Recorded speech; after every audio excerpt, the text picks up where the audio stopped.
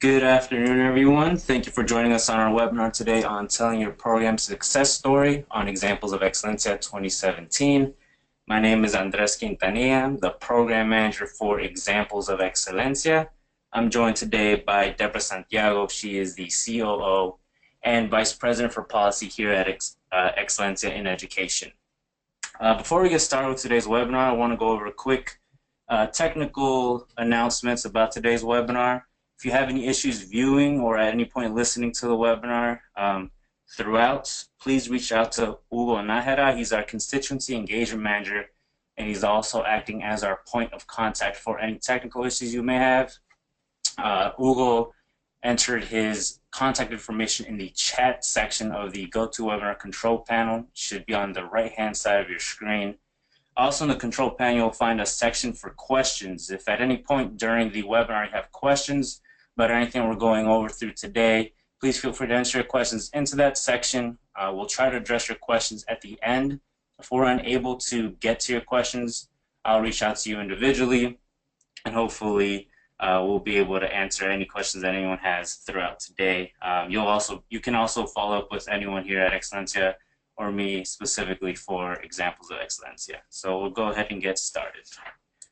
For today's agenda, we're going to discuss an overview of Examples of Excelencia, our selection process, the ways in which we recognize evidence-based practices, and our fall events, our annual fall events where we announce our Examples of Excelencia and try to convene with higher education professionals and others interested in Latinos and higher education. Then we'll discuss how we help programs share their stories and how you can develop a profile for Examples of Excelencia.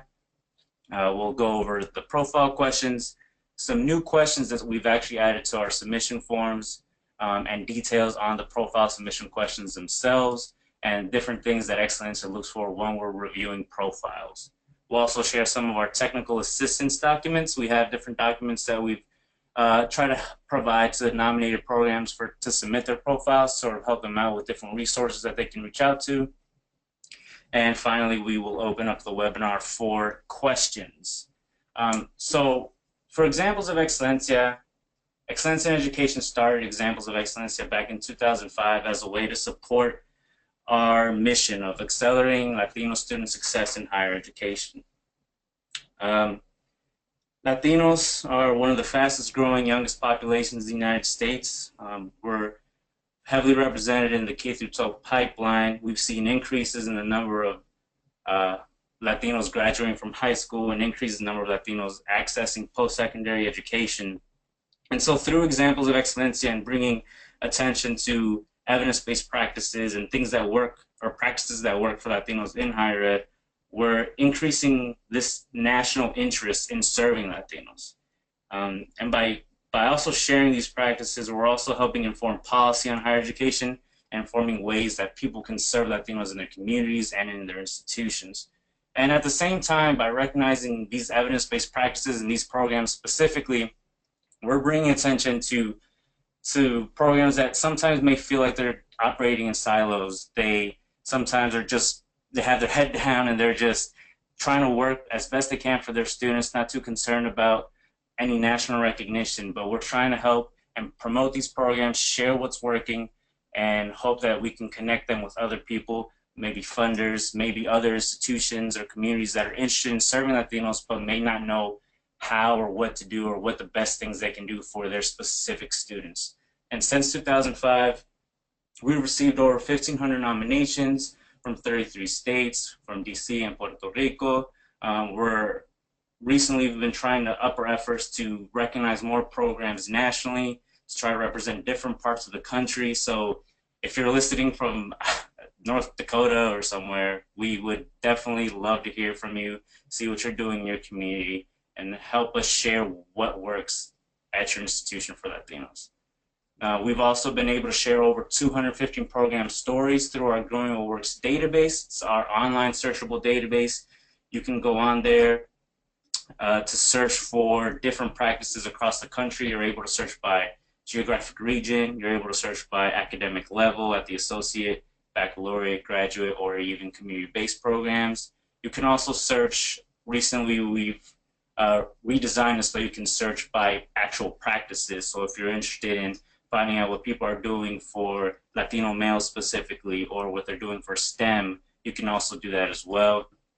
We also try to share these programs through social media posts, through various reports that Excellence releases and publications. We've even shared programs with other nonprofit organizations or news outlets that have tried to bring more attention to these practices across the country. And we use a 3-step process to find these programs, so we're going to go ahead and talk about that selection process. The first step is nominations. So nominations open on January 31st. Programs, or anyone really, can go onto our website at excellencia.org/2017, and you can nominate a program that either you've worked for, a program that you know, any program that you feel as though they're doing great work for Latinos, getting them into institutions of higher education, supporting them through completion. You don't necessarily have to be a part of the program to nominate. We also encourage self-nominations. These nominations are due by March 7th, so please let us know and share these great programs with us by that time. Once programs are nominated, we reach out to them and contact them with further instructions on what to do to submit a profile. We share with them our frequently asked questions. We share our completion guide, and we also share the list of profile questions that they need to respond to. These profiles are due before April 12th, so the sooner you nominate a program, the more time they have to complete these profiles. Going back to nominations, you can nominate programs in 1 of 4 categories at the associate, baccalaureate, and graduate levels, as well as community-based organizations. After the profile submission process is closed, Excellencia staff reviews these submitted profiles, and we select a set of finalists. Typically, we select anywhere from 4 to 6 finalists in each category, so anywhere from 16 to 24 programs can be recognized as finalists. And we forward this set of finalists to an external selection committee. We like to say that any single one of these finalists can be the example of Excelencia, so we actually leave it up to an external committee to pick one example in each category. And so the way that we're trying to share these success stories and these programs that work, all programs that are recognized through Examples of Excelencia, either finalists or examples themselves, are included in our Growing Works database. That's that online database I just mentioned. They're also featured in our annual What Works for Latino Students in Higher Education compendium that's released at our annual Celebración de Excelencia. And the programs are all invited to join our Excellencia in Action Network for a 1-year complimentary enrollment. E-Action Network, or the Excellencia in Action Network, is a professional network that tries to connect different higher education professionals and those interested in Latino students in higher ed to try to give them this opportunity to engage, giving them sort of a community and platform to discuss with each other, share what's working on their campuses, and build on potential partnerships. We also recognize all programs considered finalists at Celebración de Excelencia. But for the Examples of Excelencia, we announce them at Celebración as well. For this year, Celebración is dated for October 5th here in DC. Examples also receive a $5,000 contribution for their program, as well as an invitation to speak at our Accelerating Latino Student Success Institute, which is held on October 6th, the day after Celebración, to serve on a panel with the other examples to discuss what's working at their institution, what they're able to do, how they've been able to do that, and open it up for others to engage with them as well. So again, just a quick recap of those dates. Be sure to mark your calendars. Nominations are due before March 7th. Profile submissions are due before April 12th.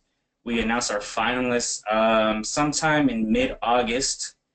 So around the week of the 14th, you can start checking emails from Excelencia, or you can check our website. We'll be posting the list of finalists. At this time, we'll also be sending that set of finalists over to our selection committee, and they'll be able to convene and discuss the different finalists that we have and select those 4 examples of Excelencia, which again will be announced at Celebración on October 5th. and we have our Atlas Institute, way for other higher education folks to meet up, discuss, and talk about different aspects of Latino students and what works for them at our Atlas Institute. So that's just a quick overview and background of examples, where we recognize programs and how we're trying to bring recognition to them. But the real reason we have a webinar today is to go over completing a profile, what Excelencia looks for, and the different components of the Examples of Excelencia profile submission. So we'll discuss the program descriptive questions that we have, sort of try to categorize different programs in sets, the new questions that we've added to the submission process, and then we'll discuss the profile questions, what Excelencia looks for, and different tips and things that we would like for programs to include when they're trying to tell their story through data. So for these descriptive questions, we first obviously ask for contact information to be able to get in contact with you, but we ask for issue area and category. So issue area is our way of trying to describe your program and its practices. There's 5 of those, and category is more so the level at which you're operating at. So we have 3 academic levels, that's associate, baccalaureate, and graduate. And then we have community-based organizations. So those are programs that aren't necessarily tied or work under an institution. They could have partnerships with institutions, but they don't necessarily work within an institution. So we'll go over each issue area, different metrics that we found or that common programs use through those issue areas, and then we'll discuss quick descriptions of associate programs, baccalaureate, graduate, and community-based organizations, and what we consider those as. So the first issue area we'll discuss is academic program. Now, academic programs identify as those that focus on specific subjects such as math or biology. Typically, these are departments within an institution. And here you can see the different metrics, or the common metrics that we found programs in our Going Works database use to tell their story. So first is the GPA and program-specific coursework. This is just showing your students' ability to do well or perform in the courses that your academic program is focused on. And we also look at pre-post test. So some programs share their pre-post test with us. That really shows the growth of the students, how they've been able to come in, perhaps maybe not performing at a college level, and then being able to increase their performance or increase their grades, and showing us that the program is able to help those students grow. And that's also seen through the progression through developmental education courses. So you may be a program that's focused on remedial coursework, and we'd like to see how many of your students have gone from remedial coursework to credit-bearing courses, and that's a good way. It's a good indication of showing the growth of your students. We also like seeing the number of students that enter the career field with which you're operating in, and the number of students that are advancing on track. And at the same time, we like seeing this in all of our issue areas, but professional presentations, especially in academic program, if the students themselves are able to show their work, showcase their work at various seminars, conferences, or perhaps the opportunity to do undergraduate research. Our next issue area is access. This helps prepare students for post-secondary education. We typically find that programs that identify as access are working with students at the high school level, getting them ready to get into college. Typically, they're focused on these 3 markers of completion of their FAFSA, completion of college applications, and actually taking SAT or ACT courses. We find that these programs share their data, or the data that they use is the increasing number of students that are taking those placement exams and seeing increases in the pre and post tests of those exams, especially if they're taking the PSAT. We also see an increase in the number, or we like seeing the increase in the number of the financial awards received by those students. Especially for access, one of the important things is the college going rate. What % of your students are actually enrolling at those 2-year or 4-year institutions, and also how many of them are actually prepared. So college readiness is really important for access programs.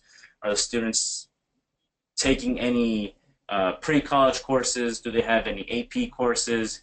Have they been successful in perhaps college credit courses? We also like seeing the participation in the support services that you're providing. Are your students actually going to what you're offering? And again, that improvement in pre and post test, seeing if they've had growth in going in, not being able to perhaps perform at a college level, then now showing evidence that your students are now performing at a college level. Our next issue area is transfer. Transfer programs are typically those found at community college or 2-year institutions, and they try to help prepare students to go from that community college to a traditional 4-year.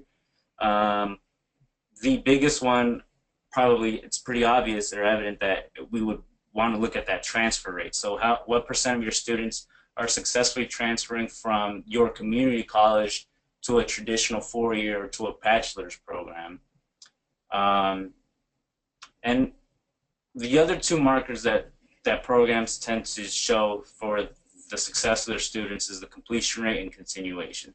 So maybe your students aren't transferring, but you're showing that your students are completing a degree, and maybe they're entering the workforce, and maybe they haven't completed or transferred within that 1.5 times that we calculate the graduation rate. So at the community college, that would be 3 years. Maybe your students aren't transferring or completing at the time, but you're showing that your students are persisting. So we're looking at the continuation, whether or not you're retaining those students or they're able to persist and maybe graduate at a different rate compared to what we traditionally think of students, or what the time frame we traditionally think students should complete. So that's another indication that your program is working, especially since not everyone is going to complete at the same time. There's different barriers, especially in certain communities where you may need to address different things, and we like seeing how you're able to address that and how you're able to serve those students. Our next issue area is retention. These types of programs are designed to help students continue through the institution and continue their college career. They try to help ensure students are provided with skills necessary to stay in college. The two biggest metrics that programs use to try to show that success is through retention and persistence rates. Institutions, of course, retain students and students persist. So what we're looking at is the percent of students who continue with their studies at the same institution, either through the semester to the next semester or year to year. One of the biggest ways to show this is through comparison groups. Deborah will discuss a little later when we get into the profile and the evidence of effectiveness, the importance of comparing your students to the students outside of your program, the students you serve versus their peers that you might have been able to serve but aren't. We also like seeing, or we also have seen programs showing the courses that they've completed overall or through a program series, as well as a dropout rate. So this is one of those things that we like seeing a lower number. We want to see if you're able to, maybe your program has impacted the dropout rate at your institution. Maybe you've seen a reduction in that dropout rate and increases in retention and persistence. That's something else we want to see, changes in your own performance, whether or not you've been able to change the overall success of students at your institution.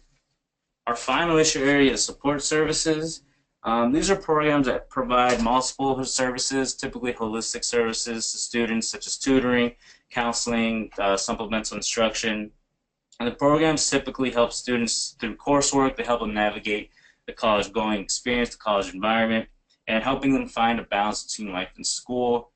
We found that a lot of programs use participation rate, the number of students they're serving versus the number that potentially could access their services is a good indication of the impact that they're making on the campus. We also have seen coursework GPA. Again, that growth, whether students have started off at a lower GPA and increased their GPA over time because of the services that they've accessed. And of course, completion rates. And completion rates, again, could be through any issue area. We just found that this was pretty common in support services. They saw a lot of students, or they've shared with us the students that have transferred, graduated, or transitioned to graduate school. So those are the different issue areas that we use to describe programs.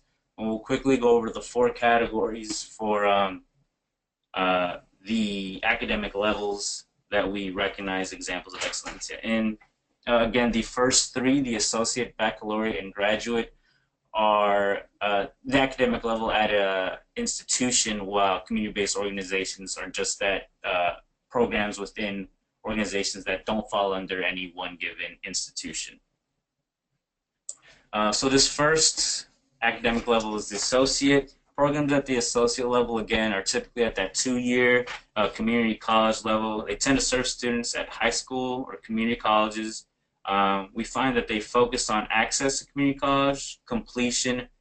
They also, for the most, a lot of them provide transfer services and try to get students ready to go from their succeed at the community college, but then also get them ready for traditional 4-year coursework.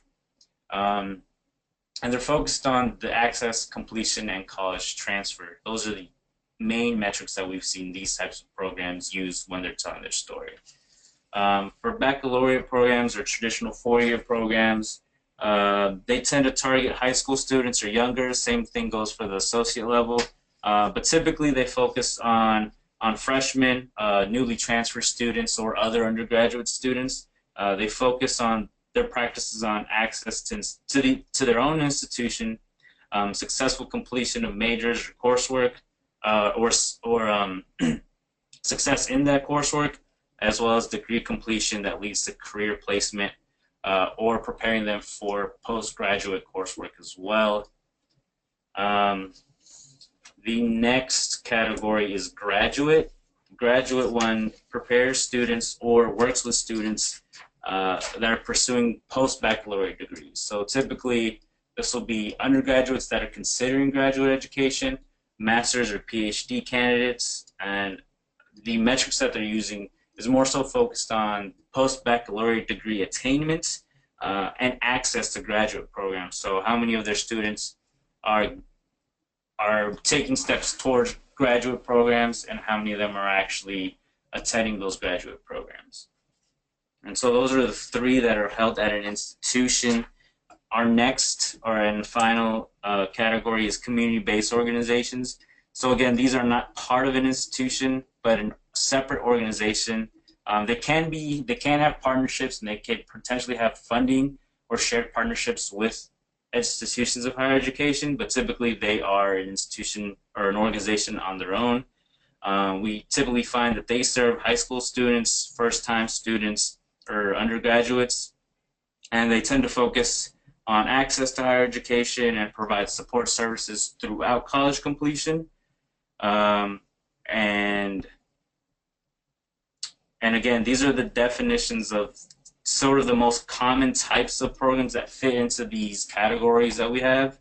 You may find that your program overlaps, so you may be working with undergraduate students, and the majority of your students are working towards a graduate degree, and you have data showing that you're helping students get to and succeed in graduate programs. You may consider yourself a graduate, or you might work more so at that undergraduate level and might be a baccalaureate program. If you have questions about your program, if you have some of that overlap, you can feel free to reach out to me. We can go ahead and discuss and see the different aspects of your profile, or your program rather, and try to pin one of those categories down.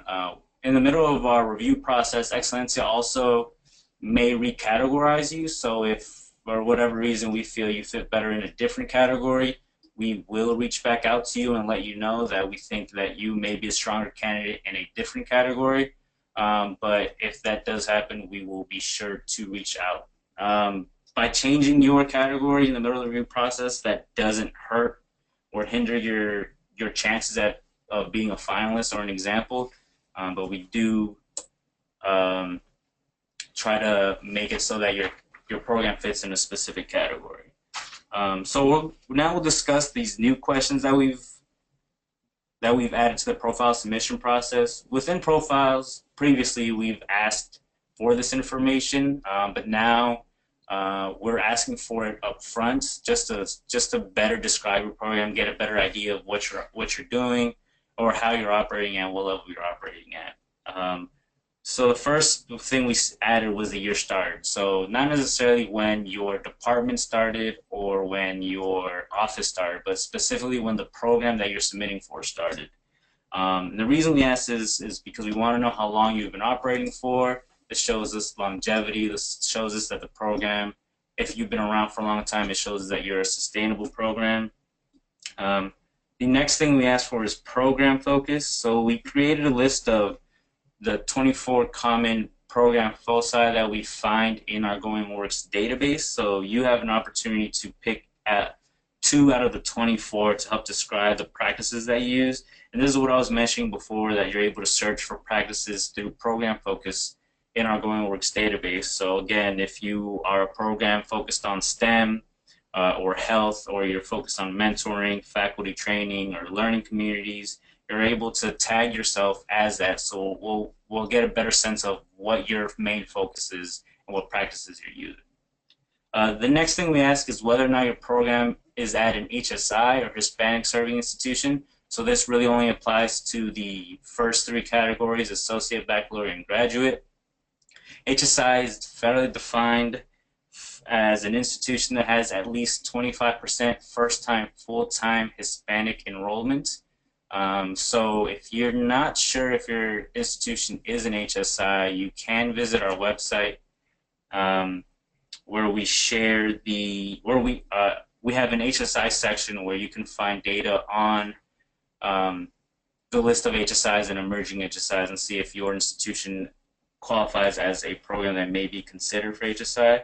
This doesn't necessarily mean that you need to be receiving Title V funding. It just means that your institution would be eligible for that funding.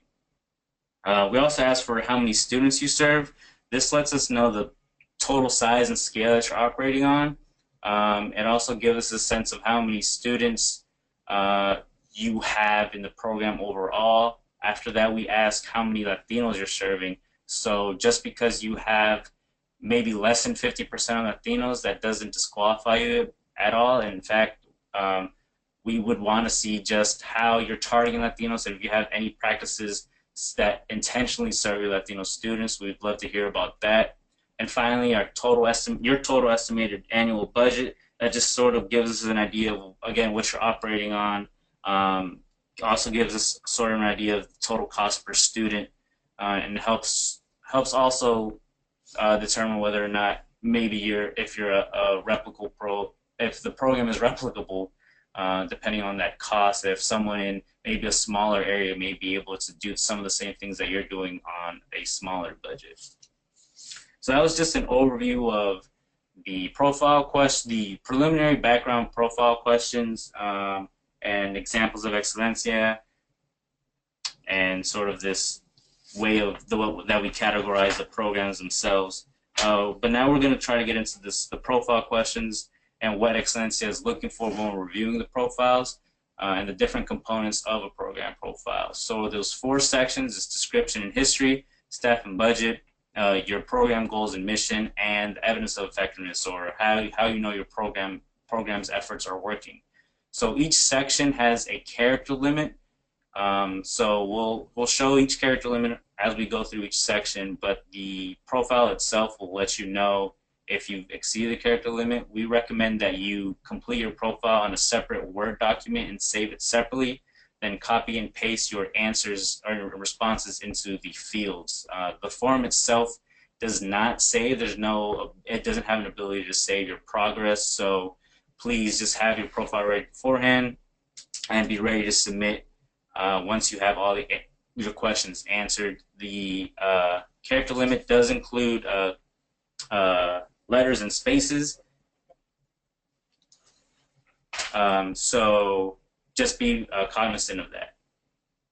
And now I'll turn it over to Deborah Santiago, COO and VP of Excelencia in Education. She'll go over those 4 sections and discuss what we're looking for and what Excelencia, what the reviewers look for when they're reviewing profiles. So thanks, Andres. we really are trying to make sure that you tell us a story about your efforts at your institution programmatically so that we can share that with others. And it's hard, given how many things you do, to constrain what it is you're saying and get to the point. But that's a lot of what we're trying to do in the way we've set up this profile. So what are the things that a funder that we work with, funders that are out there looking for evidence-based practices, is looking for? And so to get to the heart of it, we ask you first and foremost, what's the need analysis? Why do you have such a program? What did you see was important in your institution, your community, that incited the creation of this program? Second, what are you actually doing? And are you being explicit in including Latinos, or is it by default? And this is important as we try to understand intentionality, because it's not necessarily, it's not a negative thing that you just serve whoever happens to show up. But we are looking for evidence-based practices that are intentionally serving Latinos amongst all. And for us, looking at the program practices, looking at the cultural competency of the effort, looking at the need analysis, why it was created, is really important in being able to tell your story in a way that resonates with people who don't know either your institution or your program or what you do. And we have found over so many years that these are the kinds of initial description and history of the program that we're looking for to understand when we get to evidence of effectiveness. So again, Andres raised that we have some character limits here. It's not that we don't value much more detail about your story, your program. It's that by keeping it succinct, it allows us to help you in telling your story, but also those that might want to read it in a way that's really significant. So that's kind of the description and history of the program that we want to make sure you capture. It's not excessive in size, but it's also very impactful in what we understand. The second of the 4 components of the profile is looking at your staff and budget. We tend to look for some key areas. We want to take a look at who the staff are and their roles. It's not that we're looking for long names and academic credentials, but we're looking to see whether there is a dedicated staff. Is there Latino leadership? It does not have to be. We are just looking for what makes us understand this program and the effort in a meaningful way. And are those who are working with your students experts in their fields? By that means, do they have some time in grade? What do they bring to the experience that can benefit the students that you serve? That's a quick way of telling some of this story, and helps us get a little deeper into the programmatic effort. The second is we do ask a little bit about budget. As Andres shared, it's easy to just give us a total amount, and sometimes that's hard to flesh out, whether it's over time or with a specific year. But we're looking to see, for the most effective programs, tend to have been around for a little bit. They tend to have some diverse funding bases as opposed to just a single source. But we have seen very effective practices that are just funded by an institution. So this is not to take away, but I know that when we have our readers review budgets and staff, they're paying attention to the size, the scope, the scale of the work that's going on, the institutional investment, if it's an institution, and what is being done to serve the students in a meaningful way. So for us, the staff and budget are an important way of doing that. It doesn't need a lot of detail, but enough that helps tell your story. The third component, and I know we're going through this quickly, but you'll be able to access this later if you'd like, but the goals and mission. We're looking to see what's the overall purpose of the program that's being nominated and the profile completed. It sounds simple, but we also take a look at the second part of this. Are the goals that are articulated aligned to the mission? And are the program activities, the description that you provide, is it aligned to the mission and goals you've mentioned? Unfortunately, we have had times where we have a very powerful mission, and then the program activities are not consistent with the overall mission of the program. And here's an opportunity to tell your story clearly with mission goals and the alignment of what you're doing, to show that you've got a strong program serving the students you have at your institution or your CBO well. So making sure that you've got some level of clarity for the reader who, again, doesn't know your practice outside of what they see on paper is important. And then last but certainly not least, this is a focus. Examples of Excellence is really focused on evidence of effectiveness. We want to get clarity about how you know your program is working. And there are different ways of capturing data that help tell the story. Andres went through several under each issue area. We want to make sure that the data and the metrics you use are appropriate for the program you are providing. And we want to know how you're tracking success. So we have examples we can give you in each issue area, but we want to make sure it's authentic to your efforts and strategies. So we don't dictate what the evidence is. We just want to make sure that we have some quantitative and qualitative information that tells us the story of your program. It is really important for our selection committee and for those when we share this broadly in our growing works database and others, that we have some evidence that makes sense for the kind of program you put in place. Do you have the opportunity to disaggregate your data and make sense of it if you're serving males? Is it by cohort? Is it race, ethnicity? Just because we find this disaggregation matters when you show intentionality. How intentional are you in serving the groups that you are committed to? This does not mean that you have to exclude any other students, but just looking not just at the percentage of students enrolled in your campus, but with the students that are being served by a specific program, it strengthens the profile you submit to us. There are strategies of doing comparison groups of similar students, randomized control samples and others. Those can be expensive and complicated, can be impactful and very meaningful.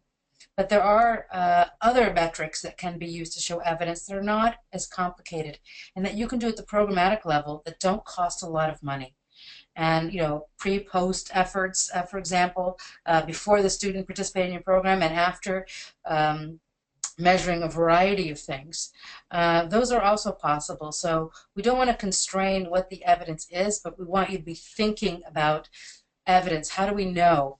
In part because after 12 years of doing this, we do have funders, we have institutions, we have others, the decision makers and those interested in serving students who want to learn from what you're doing. And the clear way for them to understand the impact is by looking at evidence of effectiveness. And so coming up with strategies, we do have additional tools that give you examples of metrics more concretely than we just did in this webinar. We're happy to share those. We also have previously recognized programs through our Growing Works database that you can examine. How did they write their evidence of effectiveness that might help inform your submission of a profile? And then it warrants repeating that what makes a very compelling program nomination and profile is the alignment of the practices, the goals and mission, and your evidence of effectiveness. And this is where we give even a little bit more space to make sure that you can tell us that in a way that helps us tell your story. Right. Thanks, Deborah. And yeah, just as Deborah was mentioning, we do have those resources. So first and foremost, if you're able to try to get information about your students or your institution from your institutional research office, but we also have our completion guide. Not only does it include our FAQs, a sample profile, and examples of metrics, it also has a list of data sources that you can access. If your program's already nominated, you would have received this in an email from me. If not, you can go to edexcelencia.org/examples-tools that hosts our different webinars. So recording this webinar will be available on that website. You can also download, again, the FAQs, our completion guide, and other examples of previous profile submissions. You can also explore our Growing Works database. This has other programs that we recognize. You can see what they're doing, some of the metrics that they used. It's a summary of what they submitted, but it does try to give an overview of those practices and the evidence that that program uses to show that it works. And then the HSI list, if you're not sure if your program would be considered an HSI, you can go to edexcelencia.org/HSI-CP2 to look for that. At this point, we'd like to open up the webinar for questions. We have about 15 or 20 minutes or so to address questions. So if you have any questions now, please feel free to use the control panel on the right-hand side and answer your questions there. Hugo, do we have any questions from the audience? Yes, thank you, Andres and Deborah. We do have a few questions, and some of them are related to topics or areas that you've covered, but I think it'd be a good opportunity to maybe expound on some of these areas. So just to start off, the first question that we received was, does an institution have to be a member or part of a network or something to be nominated or to submit a profile? No, of course not. This is open to everyone. Any program at any institution or community that is working for Latinos, we want to recognize them. There's no cost or anything. We just mentioned Excellencia in Action because it's a network that we do offer to not just those programs that we've recognized before, but it's just a network that we have to try to connect individuals and institutions with each other. But no, there's no need to be a member of any sort of network or anything to submit for Examples of Excelencia. Awesome, great. And then another question we had was, or is, can academic program issue areas also be interdisciplinary? And I think you've touched upon it a little bit during the presentation, but maybe talk a little bit more about how can one pinpoint where they should place their issue areas and how they should present themselves. Yeah, so there are times where there's a lot of overlap for programs. They may consider themselves operating at different issue areas as well as different program foci. We can discuss, I'm not sure the type of program that you have, but we can discuss the program in detail over the phone or via email. My contact information is there. And again, if we find after reviewing your profile that maybe you fit under a different type of issue area, we'll change it, but we'll definitely let you know. This is just our way of trying to organize our database and try to present it so that you're able to describe your program in a certain way that others are able to find things or practices that operate at what you're trying to do. Okay, great. And then another question is, if a 3-year graduation rate is acceptable for a community college, what would be acceptable for a 4-year institution? So for the 4-year, it's 1.5 times, so it would be 6 years. And again, some programs have shown that although their students don't graduate within those 6 years or those 3 years, they have shown that their students are able to continue on their education or persist at their institution. And perhaps maybe they're graduating a few years later.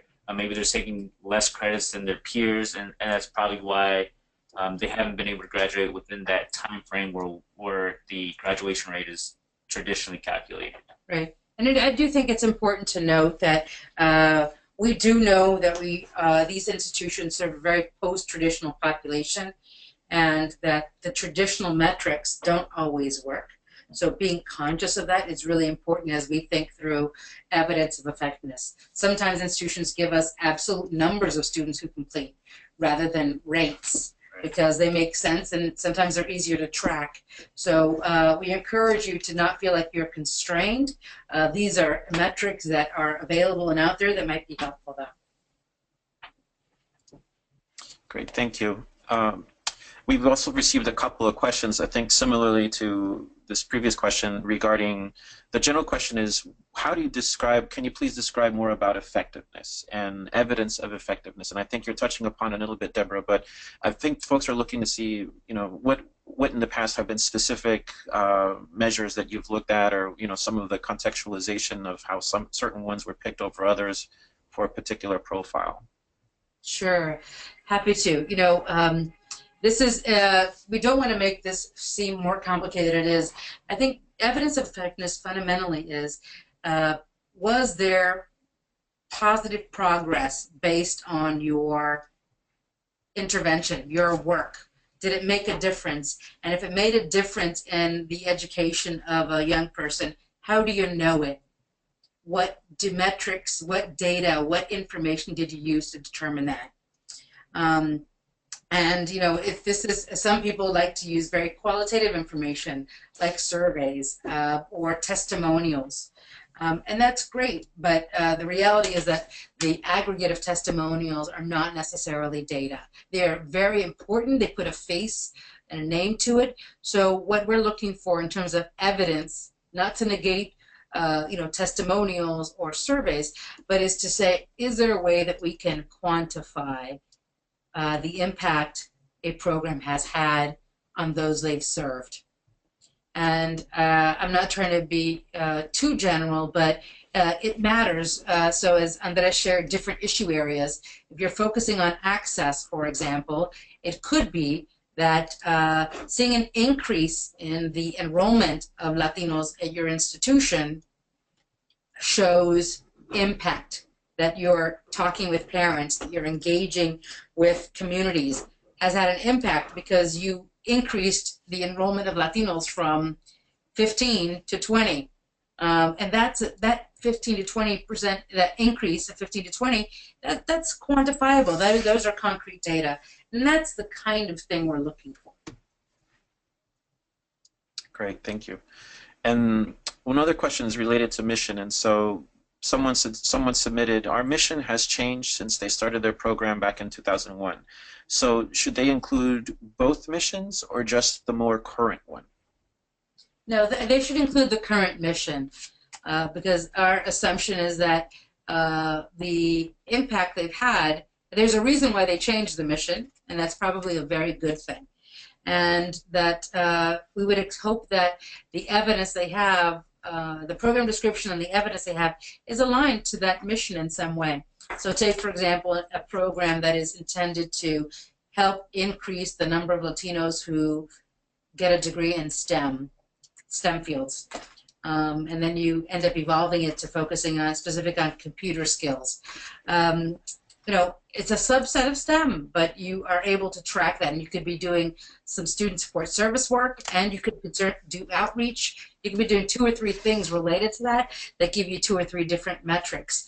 But you're best served by making sure your mission is current and that your program activities are tied to that mission. Great, thank you. Someone else is asking if there is a preference for size, age, and budget of an organization being recognized. Specifically, if you prefer smaller organizations versus older, more established ones, or vice versa. No, there's no preference. The reason we ask is just to see the different scales that you're operating on. So programs might be serving thousands of students, and another program might be serving 20 students. It's really about how you're able to operate within that space, within your budget, and what you're doing for your students, as opposed to the number of students. So sometimes it really is about quality over quantity. But we also like to see if the efforts that you're using at your institution are able to be replicated at somewhere else. Again, as I mentioned earlier, somewhere that might not be able to have that same type of budget, but maybe they'll be able to replicate some of the same practices that you've implemented. So that's really just sort of a way for us to see what you're doing within or what capacity you're operating in. Great. And another question, we have about 3 more left, is related to a similar question to missions and changing of a program. So one question is, what does an institution do when the program is about 10 years old, but a major change helped it about 3 years ago? Do you enter 10 years and describe the improvement, or how would you present something like that? So I think that presenting the 10 years has more appeal if you're able to. It is not our expectation that there is only progress. I think the reviewers completely understand the ups and downs that happen with programs. And so in fact, we've had, I think every year we've had programs that have stutter stopped and restarted, or refined or revised what they were doing.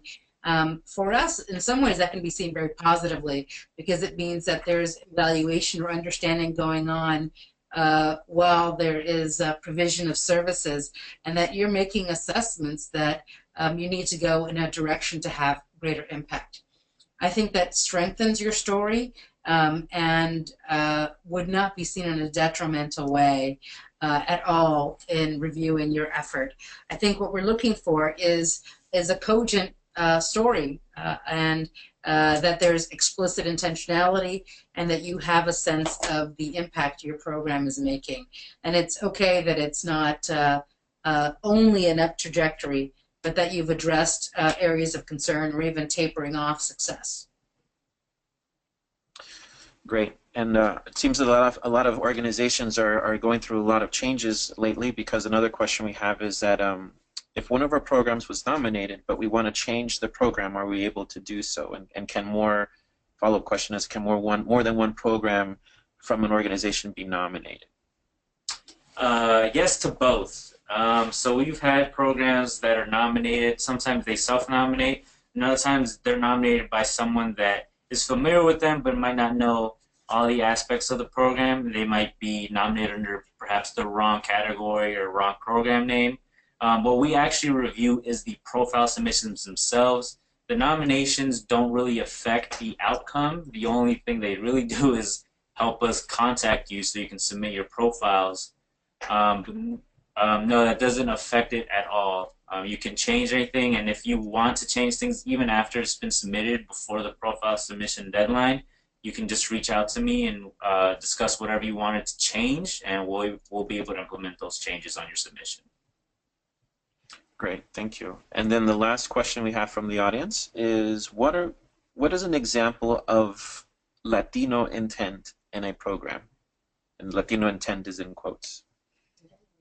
Yeah, so yeah, we at Excelencia talk a lot about intentionality, and that means in your efforts, are you explicit in including Latinos in your efforts? So one example, we had the Puente program. It's called Puente, which in English means bridge. So just the very name of the program implies a level of intentionality that you're trying to be inclusive of Latinos, because you are paying attention to language and how it's understood. Second is the inclusion of, for example, of curriculum content that still has academic rigor, but recognizes that, you know, maybe if it's a reading program, that you're including literature that is written by Latino authors. Or it could be a cohort model. And we know that cohort models generally work for Latinos. They work for almost all students. But are you making sure that your outreach includes them, so that while all students are being served, you're not taking away from others, that you're doing something to make sure the Latino community is included in that. That could be as simple as you have an event in the community that makes the Latino community aware of programs you offer. There is an intentional effort rather than just waiting for Latino students to find you. You're going out and finding them. That's the kind of intentionality we're talking about. And then the last, I would say, from evidence of effectiveness is, are you disaggregating your data so that you know how Latinos are performing or benefiting from this service compared to other students? That's a level of intentionality that doesn't have to take away. But you can say, you know, amongst those I serve, I know the number that are Latino, and of those Latinos, I know this is how they're performing. That's intentionality. Great, thank you. And that pretty much finishes up our questions from the audience. Okay, great. Thanks, Lou. If anyone has any further questions, or you think of something after the webinar, feel free to reach out to me. Again, my email address is here, and my phone number is there as well. So again, visit our website at excelencia.org/2017 to submit nominations. You can also learn more about Examples of Excelencia on our website. You can view our recorded webinars. We did a webinar 2 weeks ago featuring 2 previous examples who talked about their practices and how they've been able to replicate and scale their efforts and share their programs with other institutions across the country and in their communities. So again, we would love to hear about what you're doing in your community, your institution. So nominate. Remember, March 7th is the deadline to nominate, and nominated programs have until April 12th to submit profiles for consideration. But thanks, everyone. Thank you, Deborah, for joining me today on this discussion of Examples of Excelencia. And have a great day, everyone. Thank you.